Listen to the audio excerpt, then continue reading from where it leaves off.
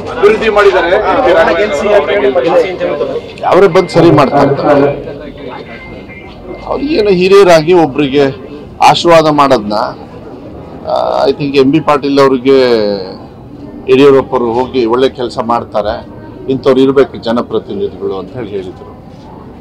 ನಾನು MLA ಇದ್ದಾಗ ನನ್ನ ಸ್ನೇಹಿತ MP ಪ್ರಕಾಶ್ ಅವರು ಕಾಂಗ್ರೆಸ್ಸಲ್ಲಿದ್ದರು, ನಾನು JDS ಅಲ್ಲಿದ್ದರು.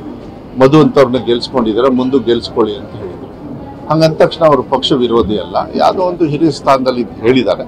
ಅದು ಗೊಂದಲ ಕ್ರಿಯೇಟ್ ಆಗಿದೆ. ಆ ಗೊಂದಲಕ್ಕೆ ಅವರೇ ಉತ್ತರ ಕೊಟ್ಟರೆ ಒಳ್ಳೆಯದು ಅಂತೇಳಿ ನಾನು ಅಂದ್ಕೊಳ್ತೀನಿ. ಆದರೆ ಅದು ಒಳ್ಳೇದಲ್ಲ. ಅದು ಈ ಥರ ಚರ್ಚೆಗಳು ಹೊರಗಡೆ ಬಂದಾಗ ಸ್ವಲ್ಪ ಬೇರೆ ಥರ ಆದರೆ ನನಗೇನಿಲ್ಲ. ಅದು ನನಗೆ ಈ ಶಿವಮೊಗ್ಗ ರಾಜಕಾರಣಕ್ಕೆ ಅದಕ್ಕೆ ಸಂಬಂಧನೇ ಬರಲ್ಲ. ವೈಯಕ್ತಿಕವಾಗಿ ಅವರು ಹೇಳಿರ್ತಕ್ಕಂಥದ್ದು ನಾವು ಮಾಡಬೇಡ್ರಿ ಅನ್ನಲ್ಲ, ಹಿರಿಯರಾಗಿ ಅದು ಅವರಿಗೆ ಬಿಟ್ಟು ಬಿಡ್ತೀವಿ ಅಷ್ಟೇ. ಅದು ಬಟ್ ಅದರಿಂದ ನೀವು ಶಿವಮೊಗ್ಗ ರಾಜಕಾರಣ ಬದಲಾವಣೆ ಆಗುತ್ತೆ ಅಂದರೆ 100% ರಾಂಗು. ಅದರಿಂದ ನನಗೆ ಪ್ಲಸ್ ಆಗುತ್ತೆ ಅಂತ ಹೇಳ್ತೀನಿ. ಅದನ್ನ ಡೀಟೇಲ್ಸ್ ನಿಮಗೆ ಹೇಳಲ್ಲ. ಗೊತ್ತಾಗುತ್ತೆ, ಪಕ್ಷ ಹೈಕಮಾಂಡ್ ಹೇಳ್ತಾರೆ ನೋಡಿ.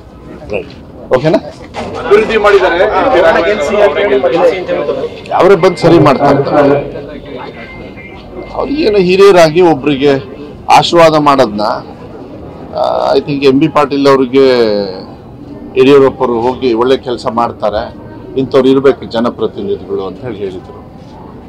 ನಾನು MLA ಇದ್ದಾಗ ನನ್ನ ಸ್ನೇಹಿತ MP ಪ್ರಕಾಶ್ ಅವರು ಕಾಂಗ್ರೆಸ್ಸಲ್ಲಿದ್ದರು, ನಾನು JDS ಅಲ್ಲಿದ್ದರು. ಮಧು ಅಂತವ್ರನ್ನ ಗೆಲ್ಸ್ಕೊಂಡಿದ್ದಾರೆ, ಮುಂದೆ ಗೆಲ್ಸ್ಕೊಳ್ಳಿ ಅಂತ ಹೇಳಿದರು. ಹಂಗಂದ ತಕ್ಷಣ ಅವರು ಪಕ್ಷ ವಿರೋಧಿ ಅಲ್ಲ, ಯಾವುದೋ ಒಂದು ಹಿರಿಯ ಸ್ಥಾನದಲ್ಲಿ ಹೇಳಿದ್ದಾರೆ. ಅದು ಗೊಂದಲ ಕ್ರಿಯೇಟ್ ಆಗಿದೆ. ಆ ಗೊಂದಲಕ್ಕೆ ಅವರೇ ಉತ್ತರ ಕೊಟ್ಟರೆ ಒಳ್ಳೆಯದು ಅಂತೇಳಿ ನಾನು ಅಂದ್ಕೊಳ್ತೀನಿ. ಆದರೆ ಅದು ಒಳ್ಳೇದಲ್ಲ. ಅದು ಈ ಥರ ಚರ್ಚೆಗಳು ಹೊರಗಡೆ ಬಂದಾಗ ಸ್ವಲ್ಪ ಬೇರೆ ಥರ ಆದರೆ ನನಗೇನಿಲ್ಲ. ಅದು ನನಗೆ ಈ ಶಿವಮೊಗ್ಗ ರಾಜಕಾರಣಕ್ಕೆ ಅದಕ್ಕೆ ಸಂಬಂಧನೇ ಬರಲ್ಲ. ವೈಯಕ್ತಿಕವಾಗಿ ಅವರು ಹೇಳಿರ್ತಕ್ಕಂಥದ್ದು ನಾವು ಮಾಡಬೇಡ್ರಿ ಅನ್ನಲ್ಲ, ಹಿರಿಯರಾಗಿ ಅದು ಅವರಿಗೆ ಬಿಟ್ಟು ಬಿಡ್ತೀವಿ ಅಷ್ಟೇ. ಅದು ಬಟ್ ಅದರಿಂದ ನೀವು ಶಿವಮೊಗ್ಗ ರಾಜಕಾರಣ ಬದಲಾವಣೆ ಆಗುತ್ತೆ ಅಂದರೆ 100% ರಾಂಗು.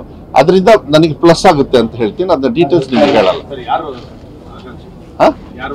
ಗೊತ್ತಾಗುತ್ತೆ, ಪಕ್ಷ ಹೈಕಮಾಂಡ್ ಹೇಳ್ತಾರೆ ನೋಡಿ. ರೈಟ್, ಓಕೆನಾ?